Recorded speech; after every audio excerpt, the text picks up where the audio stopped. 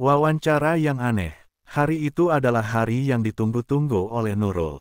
Dengan semangat membara, ia bersiap-siap untuk wawancara kerja pertamanya di pabrik obat yang terkenal di kota. Nurul mengenakan blazer hitam yang membuatnya terlihat profesional, dan ia memastikan semua berkas penting tersimpan rapi di dalam map yang ia bawa. Ia merasa percaya diri dan optimis, meski sedikit gugup. Sesampainya di pabrik, Nurul terpesona oleh gedung megah yang menjulang tinggi. Namun, suasana di sekitarnya terasa aneh. Meskipun banyak mobil terparkir, tidak ada suara hiruk-pikuk seperti yang ia bayangkan. Pabrik itu seakan terlindung dari dunia luar, dan kesunyian itu menambah rasa cemas di hatinya. Nurul melangkah memasuki gedung dan disambut oleh resepsionis yang hanya memberikan senyum tipis tanpa kata. Ia diarahkan ke ruang wawancara yang terletak di lantai 2. Saat memasuki ruangan itu, Nurul disambut oleh Bu Rizka, seorang wanita berusia 40-an dengan penampilan yang tegas. Ekspresi wajah Bu Rizka sulit dibaca, dan aura misterius yang mengelilinginya membuat Nurul merasa sedikit tertekan. Wawancara dimulai dengan pertanyaan-pertanyaan umum. Bu Rizka menanyakan tentang latar belakang pendidikan Nurul, pengalaman kerja, dan alasan dia memilih pabrik tersebut. Nurul menjawab dengan penuh percaya diri, berharap dapat meninggalkan kesan yang baik. Namun, suasana mulai berubah ketika Bu Rizka mengajukan pertanyaan yang tidak biasa. Nurul, bolehkah saya tahu weton dan sio kamu? Tanya Bu Rizka, menatap Nurul dengan intens. Nurul terkejut. Ia tidak pernah mendengar pertanyaan itu dalam konteks wawancara kerja sebelumnya. Ia merasa bingung dan ragu. Maaf, Bu, saya tidak begitu mengerti tentang itu, jawab Nurul dengan suara pelan. Bu Rizka mengangguk, tetapi tatapannya tidak melemah. Itu informasi penting, Nurul. Kami mencari seseorang dengan kriteria khusus. Kriteria yang tepat dapat membantu kami dalam pengembangan produk, jelasnya tanpa menjelaskan lebih lanjut. Rasa cemas mulai menghantui Nurul. Ia merasa ada yang tidak beres, tetapi ia tidak ingin terlihat lemah di depan Bu Rizka. Wawancara berlanjut, dan Nurul berusaha fokus pada pertanyaan-pertanyaan berikutnya. Namun, pikirannya terus melayang pada pertanyaan aneh tersebut. Setelah beberapa saat, Bu Rizka menutup wawancara dengan senyum tipis. Kami akan menghubungi kamu dalam waktu dekat. Terima kasih telah datang, Nurul. Saat keluar dari ruangan, Nurul merasa campur aduk. Ia merasa telah memberikan yang terbaik, tetapi pertanyaan tentang weton dan sio terus bergetar di pikirannya. Ia tidak bisa mengabaikan rasa tidak nyaman yang menggelayuti hatinya. Beberapa hari kemudian, Nurul menerima telepon dari pabrik tersebut. Ia diterima bekerja. Kebahagiaan meluap dalam hatinya, tetapi rasa cemas tidak kunjung sirna. Ia berusaha meyakinkan diri bahwa semua akan baik-baik saja, meskipun pertanyaan Bu Rizka terus menghantui pikirannya. Hari pertama bekerja tiba, dan Nurul memasuki pabrik dengan semangat baru. Namun, begitu melangkah masuk, ia merasakan atmosfer yang berbeda. Suasana di dalam pabrik terasa dingin, dan banyak karyawan yang tampak muram. Nurul berusaha menyapa rekan-rekannya, tetapi mereka hanya menjawab dengan senyum paksa. Seiring waktu, ketidaknyamanan itu semakin terasa. Nurul mulai mendengar bisikan-bisikan aneh di sudut-sudut pabrik saat malam tiba. Setiap kali ia pulang larut, ia merasakan ada sesuatu yang mengawasinya. Suatu malam, saat ia tinggal lembur, Nurul melihat Mbak Dian, rekan kerjanya, tampak pucat dan lesu. Nurul, aku merasa tidak enak badan. Sepertinya ada yang salah di sini, kata Mbak Dian dengan suara lemah. Kekhawatiran mulai menyelimuti Nurul. Ia merasa seperti terjebak dalam permainan yang lebih besar dari dirinya. Di tengah semua kegelapan itu, satu pertanyaan terus berputar dalam benaknya, apa sebenarnya yang terjadi di pabrik ini? Kegelapan di pabrik. Setelah beberapa minggu bekerja di pabrik obat, Nurul merasa semakin terjebak dalam suasana yang tidak nyaman. Meskipun ia melakukan tugasnya dengan baik dan berusaha menjalin hubungan baik dengan rekan-rekannya, ada sesuatu yang terasa sangat salah. Pabrik yang seharusnya menjadi tempat yang bersih dan profesional justru menyimpan kegelapan yang tidak terucapkan. Suatu malam, Nurul lembur untuk menyelesaikan proyek yang mendesak. Suara mesin yang berdengung dan aroma bahan kimia menyelimuti ruangan tempat ia bekerja. Saat ia menatap layar komputer, perasaan was-was terus menghantuinya. Ia mendengar suara langkah kaki di lorong yang sepi, tetapi ketika menengok, tidak ada seorang pun di sana. Suasana mencekam itu membuatnya merinding. Dalam satu kesempatan, Nurul melihat Mbak Dian, rekan kerja yang dulunya ceria, kini tampak semakin murung. Wajahnya pucat dan matanya tampak lelah. Nurul merasa prihatin dan berusaha mengajaknya berbicara. "Mbak Dian, kamu tidak terlihat sehat. Apa yang terjadi?" tanya Nurul dengan nada khawatir. Mbak Dian hanya menggeleng lemah. "Aku merasa tidak enak badan. Sepertinya ada sesuatu yang salah di dalam pabrik ini. Aku sudah mengalami hal-hal aneh," jawabnya dengan suara bergetar. Nurul merasa cemas mendengar kata-kata Mbak Dian. Ia mulai mengingat kembali wawancara dengan Bu Rizka dan pertanyaan-pertanyaan anehnya. Apakah ini semua ada hubungannya? Namun, ia berusaha menepis pikiran negatif tersebut dan berfokus pada pekerjaannya. Namun, tak lama setelah itu, kabar mengejutkan datang. Mbak Dian mengalami keguguran. Kejadian ini menjadi guncangan bagi semua karyawan. Nurul merasa sangat sedih dan khawatir. Ia mencoba menghibur Mbak Dian, tetapi wanita itu tampak semakin terpuruk. Beberapa hari kemudian, Nurul mendengar kabar buruk lagi. Mbak Dian meninggal dunia secara mendadak. Kematian Mbak Dian mengguncang pabrik. Banyak karyawan mulai berbisik tentang keanehan yang terjadi di dalam pabrik tersebut. Beberapa dari mereka mengklaim bahwa ada sosok yang menghantui tempat itu, dan banyak yang merasa bahwa pabrik itu tidak aman. Nurul mulai merasa terjebak dalam kegelapan yang menakutkan. Suatu malam, saat Nurul pulang larut, ia merasakan kehadiran yang aneh. Ia merasa ada seseorang yang mengikutinya. Ketika ia menoleh, ia tidak melihat siapapun, tetapi rasa takut menyergapnya. Ia berlari secepat mungkin, berusaha untuk sampai di rumah. Ketika ia menutup pintu rumahnya, ia merasa aman, tetapi bayangan ketakutan masih menghantuinya. Sejak saat itu, Nurul mulai mengalami pengalaman mistis. Ia sering mendengar suara bisikan saat bekerja malam, seolah ada sesuatu yang mengawasinya. Suatu malam, saat ia sedang menyiapkan laporan di meja kerjanya, ia melihat bayangan hitam melintas di sudut mata. Ketika ia menoleh, tidak ada siapa-siapa. Rasa takut itu semakin mendorongnya untuk mencari tahu lebih banyak tentang apa yang sebenarnya terjadi di pabrik tersebut. Keesokan harinya, Nurul mencari informasi di internet tentang pabrik itu. Ia menemukan artikel-artikel yang mengisahkan tentang karyawan sebelumnya yang hilang tanpa jejak. Beberapa dari mereka diduga terlibat dalam skandal yang lebih besar. Nurul merasa ngeri. Ia mulai menyadari bahwa pabrik ini bukan sekadar tempat bekerja, tetapi tempat yang menyimpan rahasia kelam. Ketika Nurul membagikan kekhawatirannya kepada rekan kerja lainnya, mereka hanya menggelengkan kepala, seolah tidak mau membahasnya lebih jauh. Hal ini membuatnya merasa semakin terasing. Ia merasa seolah-olah terjebak dalam sebuah permainan berbahaya, dan ia tidak tahu bagaimana cara keluar. Tak lama kemudian, Nurul menemukan catatan aneh yang tertinggal di meja kerjanya. Catatan itu berisi ramalan yang mengerikan tentang tumbal hidup yang akan segera diminta. Saat membaca catatan itu, bulu kuduk Nurul berdiri. Ia segera teringat pada pertanyaan Bu Rizka tentang Weton dan Sio. Apakah ia termasuk dalam kriteria yang dicari? Dengan ketakutan yang semakin menggerogoti, Nurul memutuskan untuk berbicara dengan ayahnya. Ia merasa ada sesuatu yang harus dilakukan sebelum semuanya terlambat. Kegelapan di pabrik ini semakin mendalam, dan Nurul merasa semakin terjebak dalam takdir yang tidak ia inginkan. Pertanda kematian. Setelah kematian Mbak Dian, suasana di pabrik semakin mencekam. Nurul merasa beban berat menghimpit dadanya setiap kali ia melangkah masuk ke dalam gedung yang dingin dan sunyi itu.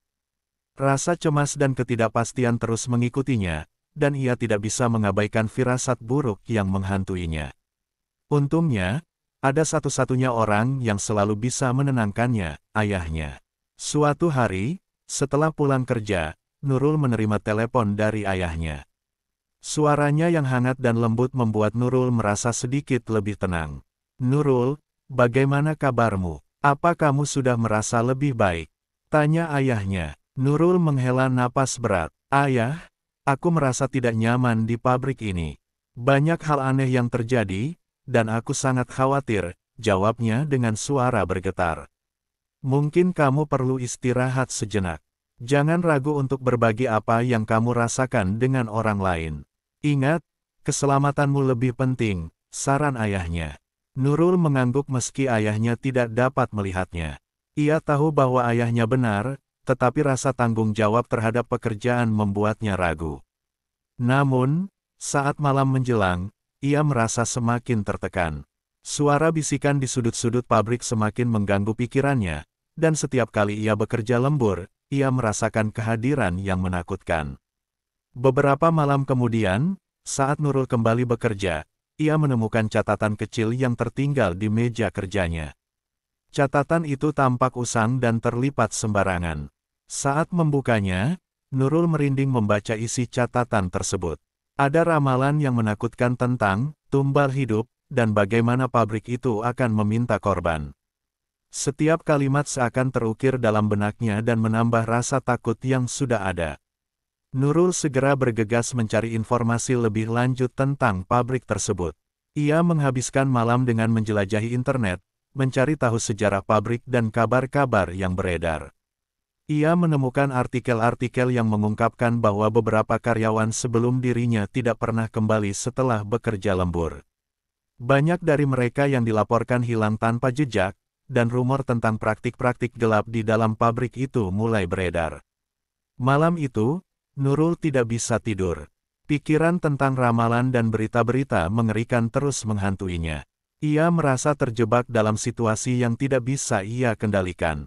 Keesokan harinya, ia memutuskan untuk mengungkapkan semua kekhawatirannya kepada ayahnya. Saat Nurul menceritakan semua yang terjadi, ayahnya terlihat sangat prihatin. "Nurul, ini bukan hal yang sepele. Jika kamu merasa tidak aman, lebih baik kamu berhenti saja. Jangan biarkan pekerjaan ini membahayakan keselamatanmu," tegas ayahnya. Nurul mengangguk, tetapi rasa tanggung jawab dan rasa takut untuk kehilangan pekerjaan membuatnya bingung.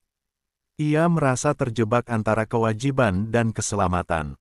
Namun, saat ia kembali ke pabrik, suasana semakin mencekam. Suara bisikan dan bayangan-bayangan aneh semakin sering ia lihat. Setiap kali ia berada di ruang kerja, ia merasa seolah ada yang mengawasinya. Suatu malam, saat Nurul bekerja lembur, ia mendengar suara langkah kaki di lorong. Ketika menoleh, ia melihat sosok bayangan melintas dengan cepat. Keterkejutan membuatnya terjatuh dari kursi. Jantungnya berdegup kencang dan ketakutan melanda dirinya. Ia berusaha mengumpulkan keberanian untuk melanjutkan pekerjaannya, tetapi rasa takut semakin menggerogoti. Di tengah kepanikan, Nurul kembali teringat pada Mbak Dian. Ia berusaha mencari tahu lebih banyak tentang kematian rekan kerjanya itu.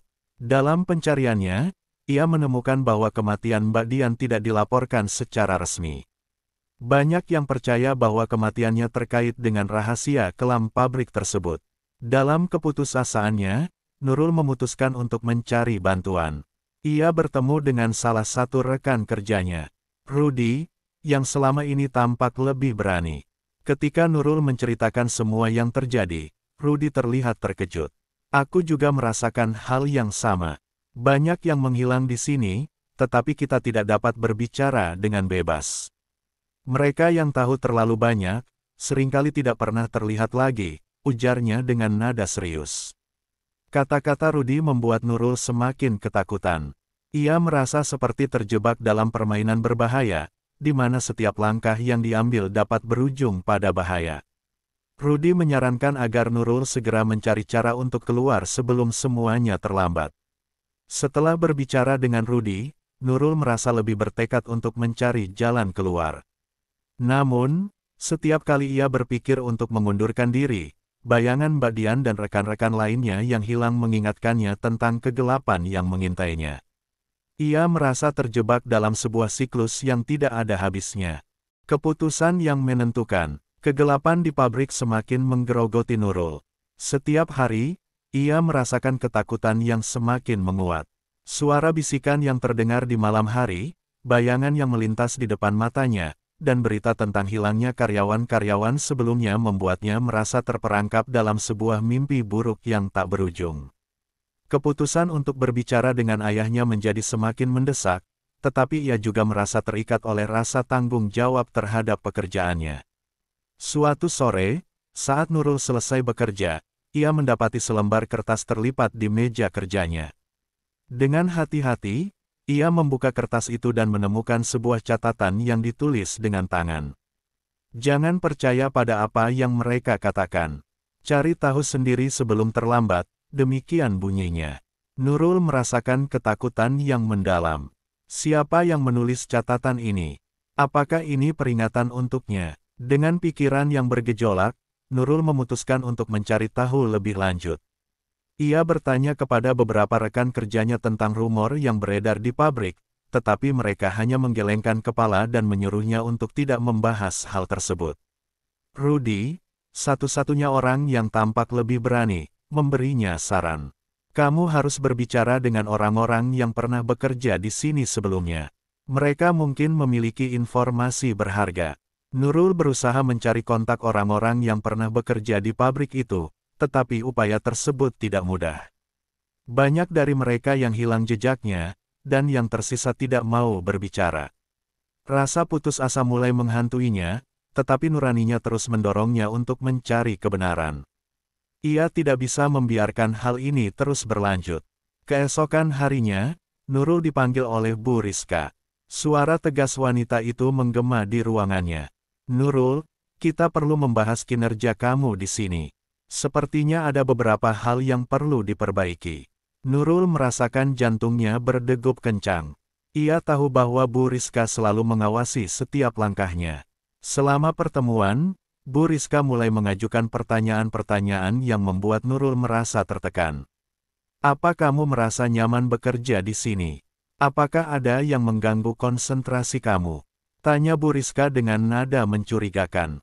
Nurul berusaha menjaga ketenangannya. Saya baik-baik saja, Bu. Hanya ingin melakukan yang terbaik untuk pabrik ini, jawabnya sambil berusaha tersenyum. Namun, Bu Rizka tidak puas dengan jawabannya. Kami membutuhkan komitmen penuh, Nurul. Jika kamu merasa tidak cocok, lebih baik kamu mempertimbangkan kembali keputusanmu untuk bekerja di sini. Kata-kata Bu Rizka seakan menjadi ancaman terselubung. Nurul merasa terjepit dalam situasi yang semakin berbahaya. Setelah pertemuan itu, Nurul merasakan tekanan yang semakin berat. Malam harinya, ia mendapat telepon dari ayahnya. Suara ayahnya menenangkan, tetapi juga mengingatkannya untuk menjaga keselamatan. Nurul, jika kamu merasa tidak aman, jangan ragu untuk berhenti. Keselamatanmu adalah yang terpenting, saran ayahnya. Mendengar kata-kata itu, Nurul merasa hatinya terbelah. Ia tahu ayahnya benar, tetapi rasa tanggung jawab dan harapannya untuk sukses membuatnya ragu. Beberapa malam kemudian, Nurul kembali mengalami pengalaman aneh. Dalam mimpinya, ia melihat sosok Mbak Dian berdiri di depan pintu pabrik. Wajahnya tampak sedih dan penuh penyesalan. Nurul, kamu harus pergi sebelum terlambat. Jangan jadi tumbal, katanya dengan suara pelan. Mimpi itu membuat Nurul terbangun dengan perasaan cemas. Ketika ia membuka matanya, ia merasa tertekan oleh beban yang tidak bisa ia ungkapkan.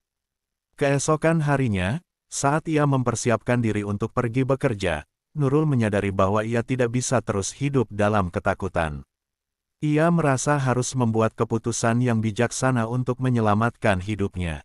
Setelah merenung, Nurul memutuskan untuk menyiapkan surat pengunduran diri. Ia merasa berat, tetapi ia tahu bahwa ini adalah langkah yang harus diambil. Di dalam hatinya, ia berharap bahwa keputusan ini akan membawanya ke arah yang lebih baik. Ia tidak ingin menjadi bagian dari rahasia kelam yang mengancam hidupnya. Saat tiba di pabrik, Nurul mengumpulkan keberanian untuk menemui Bu Rizka. Dengan hati berdebar, ia masuk ke ruangannya. Bu, saya ingin mengundurkan diri, ucapnya dengan tegas. Bu Rizka menatapnya dengan tatapan tajam. Apakah kamu yakin? Kamu akan menyesal, Nurul. Kami sudah menunggu seseorang seperti kamu, jawabnya dengan nada mengancam. Nurul merasakan ketakutan yang mendalam, tetapi ia tidak mau mundur. Saya percaya ini adalah keputusan yang tepat untuk saya, jawab Nurul, berusaha menjaga ketenangan. Saat ia meninggalkan ruang Bu Rizka, Nurul merasa seolah beban berat terangkat dari pundaknya. Ia tahu langkah ini berisiko, tetapi ia lebih memilih melindungi dirinya daripada terjebak dalam kegelapan yang tidak diketahui. Namun, saat ia melangkah keluar dari gedung pabrik, ia merasakan ada sesuatu yang aneh. Suasana seolah mengubah warna, dan hawa dingin menyergapnya. Di luar, Nurul merasa lega tetapi juga cemas. Apakah ia telah mengambil keputusan yang benar? Kegelapan di pabrik ini terasa semakin jauh, tetapi ancaman dari masa lalu mungkin tidak akan pernah benar-benar pergi. Bab ini menunjukkan perjalanan Nurul dalam menghadapi ketakutannya dan keputusan berani yang harus diambil untuk melindungi dirinya, meskipun konsekuensi yang akan dihadapi masih belum jelas. Plot twist yang menyeramkan. Keputusan yang diambil Nurul untuk mengundurkan diri dari pabrik obat memberikan sedikit ketenangan dalam hidupnya, namun bayang-bayang ketakutan masih menghantuinya. Setelah meninggalkan pabrik, ia berusaha melanjutkan hidupnya dengan menjalani rutinitas sehari-hari, tetapi kegelapan yang pernah mengintai di pabrik itu tetap menjadi bagian dari ingatannya. Beberapa bulan berlalu, dan Nurul berusaha melupakan semua yang terjadi. Ia mulai bekerja di apotek kecil di dekat rumahnya, di mana suasananya lebih ramah dan tidak menakutkan. Meskipun ia merasa lebih aman, Nurul masih merasa cemas jika ada yang mengingatkan tentang pabrik itu. Suatu malam, saat ia sedang menonton berita di televisi, ia terkejut ketika mendengar laporan tentang pabrik obat tempat ia pernah bekerja. Pabrik obat XYZ terlibat dalam skandal besar terkait penyalahgunaan obat. Banyak karyawan melaporkan bahwa mereka dipaksa untuk bekerja dalam kondisi berbahaya dan beberapa orang hilang tanpa jejak, kata pembawa berita dengan nada serius. Nurul merasakan jantungnya berdegup kencang. Berita itu mengguncang hatinya. Ia merasa lega karena telah pergi sebelum semuanya terungkap, tetapi rasa bersalah dan ketakutan mulai menggerogoti pikirannya. Ia tidak bisa tidak berpikir tentang rekan-rekannya yang masih berada di sana, dan apa yang mungkin terjadi pada mereka. Keesokan harinya, Nurul bertemu Rudy di sebuah kafe. Rudy tampak gelisah. Nurul, kamu tidak akan percaya apa yang terjadi. Banyak yang menghilang dari pabrik, dan beberapa dari mereka menemukan kenyataan yang mengerikan, katanya dengan nada serius. Nurul menatap Rudy dengan cemas. Apa maksudmu? Apa yang terjadi? Tanyanya, suaranya bergetar. Kami menemukan bahwa pabrik itu sebenarnya melakukan praktik ritual untuk mendapatkan kekuatan dari obat-obatan yang diproduksi. Mereka mencari tumbal hidup, dan kamu hampir menjadi salah satunya, Rudy menjelaskan dengan wajah pucat. Kata-kata Rudy membuat Nurul terperanjat. Ia merasa ngeri membayangkan betapa dekatnya ia dengan bahaya. Rudy melanjutkan, beberapa karyawan yang hilang dikatakan terlibat dalam ritual yang melibatkan pengorbanan. Mereka yang memiliki weton dan sio tertentu menjadi target utama. Mendengar penjelasan itu, Nurul teringat kembali pada wawancara dan pertanyaan Bu Rizka tentang weton dan sio. Ia menyadari bahwa semua yang terjadi bukan hanya kebetulan. Ia merasa terjebak dalam sebuah skenario yang lebih besar, di mana kehidupannya dipertaruhkan. Setelah pertemuan itu, Nurul pulang dengan pikiran yang kacau. Di tengah perjalanan, ia tiba-tiba merasakan hawa dingin yang menyergapnya. Ia berusaha mengabaikan perasaan itu, tetapi saat tiba di rumah, ia melihat bayangan hitam melintas di depan jendela. Ketakutan melanda hatinya, dan ia segera menutup semua pintu dan jendela. Malam itu, Nurul terbangun dari tidurnya ketika mendengar suara ketukan di pintu. Suara itu terus berulang, membuatnya semakin cemas. Ketika ia berani membuka pintu, ia terkejut melihat sosok Bu Rizka berdiri di depannya. Wajah Bu Rizka tampak tenang, tetapi ada sesuatu yang menyeramkan dalam tatapannya. Nurul, kamu tidak bisa melarikan diri. Kami akan selalu menemukanmu, ucap Bu Rizka dengan senyuman yang membuat bulu kuduk Nurul berdiri. Rasa panik menyergap Nurul. Ia ingin menutup pintu, tetapi Bu Rizka sudah lebih dulu menghalangi. Kamu punya potensi yang luar biasa. Kami membutuhkanmu kembali, katanya dengan nada menakutkan. Nurul merasakan teror yang dalam. Ia berusaha melawan, tetapi suara Bu Rizka terus menggema di kepalanya. Kamu adalah pilihan yang tepat. Jangan sia-siakan kesempatan ini. Mereka yang berani melawan tidak pernah terlihat lagi, ancam Bu Rizka. Kehadiran Bu Rizka membuat Nurul merasa seolah terperangkap dalam kegelapan yang tidak bisa ia hindari. Dalam kepanikannya, Nurul berlari ke belakang rumahnya, berusaha menjauh dari sosok menyeramkan itu. Namun, saat ia berlari, ia tersandung dan terjatuh. Ketika ia berusaha bangkit, ia melihat bayangan-bayangan lain muncul dari kegelapan. Mendapati bayangan-bayangan itu, Nurul merasakan ketakutan yang mendalam. Ia menyadari bahwa ia tidak sendirian. Banyak jiwa yang terperangkap dalam permainan ini, dan mereka semua meminta pertolongan. Nurul berteriak, tetapi suaranya tenggelam dalam kegelapan.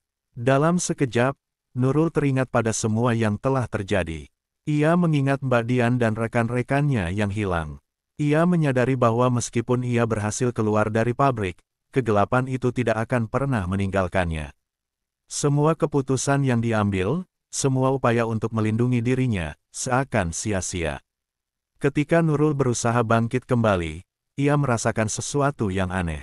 Rasa putus asa berubah menjadi keberanian. Ia bertekad untuk melawan. Aku tidak akan menjadi tumbal.